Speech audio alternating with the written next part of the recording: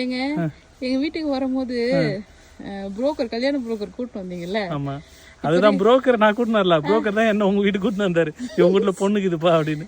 நாங்க தான் மஞ்சள் பை வச்சு சுத்தின்னு இருந்தோம்ல, உங்க வீட்டுல பொண்ணுக்குதா உங்க வீட்டுல பொண்ணுக்குதான்னு. அப்ப கூட்டினு வந்தாரு. சொல்லு. இப்ப ரீசெண்டா எப்பனா பாத்தீங்களா அவரை? நான் ஏன் இதுக்கப்புறம் ரீசெண்டா அவர் பார்க்கணும்? ஒரு டைம் பார்த்ததுக்கே இவ்வளவு நாள் அனுபவிச்சு நிக்கிறேன். திரும்ப வேற அவரை போய் பார்க்கணுமா நானு? உங்க வீட்டுக்கு வந்த கதையை சொன்னா நீயே சிரிப்ப. ஏன்டா நீங்க அப்படியே ஓடி இருக்கலாமேடான்னு.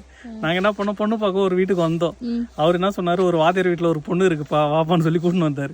சரின்ட்டு நாங்களும் பழம் கை எல்லாம் கட்டக்க பையில வாங்கிக்கின்னு 2 பை நிறைய தூக்கின்னு வரோம். எங்க அப்பா அம்மா, நானு எங்க அப்பா அம்மா எல்லாம் போனதுக்கு அப்புறம் சொல்றாரு, ஐயோ வாத்தியார் திடீர்னு இங்க கிளம்பி போயிட்டாருப்பா, உங்க வீட்டுல இப்ப பொண்ணு பார்க்க முடியாதான், எங்க வீட்டுல ஒரு பொண்ணு இருக்கு, அதை வேணா பாத்துட்டு போங்கப்பா அப்படின்னு சொல்லிட்டு அவங்களோட சொந்தக்கார பொண்ணை ஒண்ணு காமிச்சாரு. ஆமா, அவங்க வந்து அவங்க தம்பி பொண்ணு, அவங்க தம்பி பொண்ணுன்னு நினைக்கிறேன், காமிச்சாங்க. அவங்க வந்து நர்சிங் முடிச்சிருந்தாங்க. அப்போ நான் சொன்னேன், இல்லை நீங்கள் வந்து சொல்லிட்டு திடீர்னு இப்படி பிளான் சேஞ்ச் பண்ணிட்டீங்க, இது எனக்கு பிடிக்கவே இல்லை அப்படின்னு. அப்புறம் நாங்கள் கொஞ்சம் கஷ்டமாயிட்டோம்.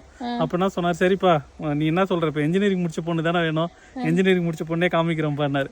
சரின்ட்டு அப்புறம் என்ன பண்ணார், ஓச்சிலாம் பார்த்துட்டு ஒரு இடத்துல ஒரு பொண்ணு இருக்கு, அவங்க வீட்டுக்கு போகிறதுக்கு முன்னாடி செக் பண்ணோம், அவங்க வீட்டில் போகலாமா வேணாமான்னு சொல்லிட்டு ₹1 காயின் எடுத்து இப்படி சுண்டி போட்டு பார்த்தாரு. அப்போ சொன்னார், தலை விந்தா போகலாம், பூ விந்தா போவேணா அப்படின்னு. நான் சொன்னேன், சரி ஓகே போடுங்க பாப்பா தான் விழுதுன்னு பார்த்தா தலை விழுந்தது. அன்னைக்கு வந்து தலை தான் என் தலை, அன்னைக்கு விழுந்துச்சு என் தலை. அதுக்கப்புறம் தான் உங்க வீட்டுக்கு கூட்டின்னு வந்தாரு. அப்புறம் அவங்க அப்பா கிட்ட போன் பண்ணி கேட்டாரு, இது மாதிரி உங்க வீட்டுக்கு வரங்க வரலாமான்னு.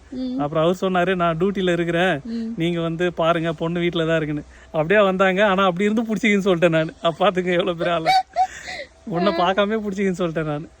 இதுதான் அந்த புரோக்கர். ஒரு டைம் பார்த்தேன் நான் அவர், அவ்வளவுதான். இதுக்கப்புறம் போய் திரும்ப பாப்பேன் நானு. இருப்பாரு, நல்லாதான் இருப்பாரு அவரு. ஏன்னா 2 பேரையும் வாழ வச்சிருக்காருல்ல, ஒரு குடும்பத்தை உருவாக்கி இருக்காரு. 1000 பொய் சொல்லி ஒரு கல்யாணம் பண்ணிடுவாங்க, அவர் 2 பொய் தான் சொன்னாரு. ஒண்ணு வந்து எனக்கு உன்னை பிடிச்சிருக்குன்னு சொன்னதும், உனக்கு என்ன பிடிச்சிருக்குன்னு சொன்னதுதான் அதுல அவர் சொன்ன பொய் ஹைலைட். அதை கொஞ்சம் உயர்த்தி, அதை வேற கொஞ்சம் உயர்த்தி சொல்லிட்டாரு. கட்டினா உன்னதான் கட்டுன்னு ஒத்த கால நிக்கிறாரு மாப்பிள்ள சொன்னாரு. ஆனா என்கிட்ட என்ன சொன்னாருன்னா, பொண்ணுக்கு ரொம்ப பிடிச்சிச்சா மாப்பிள்ளைய, சிங்கப்பூருக்கு தான் போனா போவோன்றாங்க அப்படின்னு சொல்லிட்டாங்க. சிங்கப்பூருக்கு வேணா போறேன்னு சொல்லிருப்பாங்க. சரி ஓகே, இதான் அந்த புரோக்கரோட கதை. இதே மாதிரி நிறைய பேரோட வாழ்க்கையில நிறைய புரோக்கர் வந்து நல்லது பண்ணிட்டு போயிருப்பாங்க, ஒளி விளக்கு ஏற்றி வச்சுட்டு போயிருப்பாங்க. எங்களை மாதிரி நீங்களே யாராவது வந்து இது மாதிரி புரோக்கர் மூலியமா கல்யாணம் பண்ணியிருந்தீங்கன்னா உங்களுடைய அனுபவத்தை கமெண்ட்ல ஷேர் பண்ணுங்க. நிறைய பேர் கஷ்டப்பட்டு இருப்பீங்க, சந்தோஷமா இருப்பீங்க, 2த்தையும் போடுங்க. நிறைய பேருக்கு வந்து டவுட் என்னன்னா, 2 பேரும் சிரிச்சுட்டே இருக்கிறீங்களே வீடியோவில், உண்மையாலுமே நீங்கள் லவ் மேரேஜா இல்லை அரேஞ்ச் மேரேஜ்னு கேட்குறாங்க. நாங்கள் 2 பேருமே அவர் மூலியமாக கிடைச்ச ஒரு அரேஞ்ச் மேரேஜ் தான், பியூர் அரேஞ்ச் மேரேஜ், ஒரிஜினல்.